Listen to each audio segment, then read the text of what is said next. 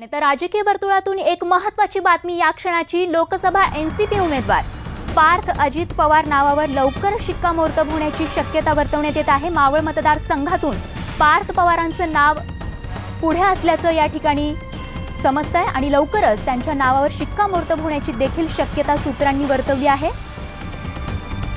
अजित पवार यांचे पुत्र पार्थ मावळ लोकसभा उमेदवार म्हणून त्यांचं नाव पुढे करण्यात आलेलं आहे। एनसीपीच्या वरिष्ठ नेत्यांनी त्यांच्या नावाला हिरवा कंदील लावल्याची सध्या माहिती सूत्रांकडून मिळतेय। तर अजित पवार यांचा मुलगा पार्थ पवार यांना मावळ लोकसभा उमेदवार म्हणून त्यांच्या नावाला वरिष्ठ नेत्यांनी हिरवा कंदील दिलेला आहे। आणि एकूणच या संदर्भात सागर कुलकर्णी आमचे प्रतिनिधी आपल्याला अधिक माहिती देत आहेत। सागर, काय अधिक तपशील या संदर्भात? पार्थ अजित पवार हे लोकसभेचे मावळ येथील उमेदवार असल्याची गेली काही दिवस चर्चा सुरू होती।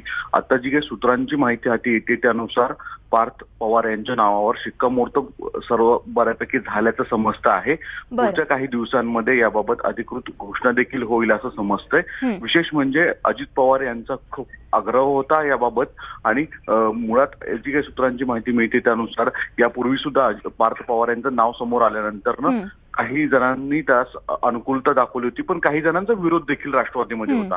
पण आता जी काही सूत्रांची माहिती मिळते त्यानुसार पार्थ हेच मावळचे राष्ट्रवादीचे उमेदवार पुढच्या काळामध्ये असतील असं दिसून येतंय। आणि त्या ठिकाणी श्रीरंग बारणे जे शिवसेनेचे विद्यमान खासदार आहेत मावळचे, त्यांच्या विरुद्ध आता अजित पवार यांचा मुलगा पार्थ हे उमेदवार असतील। राष्ट्रवादी काँग्रेस आणि काँग्रेस हे एकत्रित निवडणुका बऱ्यापैकी सगळं जवळपास निश्चित झालेलं आहे लोकसभेच्या निवडणूक लढवणं। त्यामुळे मुळात पिंपरी चिंचवड हा अजित पवारांचा जुना बालेकिल्ला होता। त्या ठिकाणी तिथल्या महापालिका त्यांच्या हातात होत्या।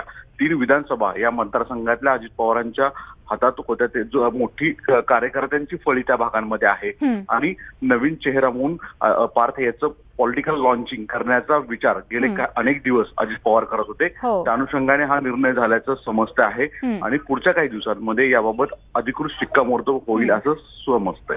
अगदी सागर, आणि एकूणच आता पार्थ पवार यांच्या या उमेदवारी संदर्भात लवकरच अधिकृत घोषणा देखील होणार आहे। धन्यवाद या माहितीसाठी।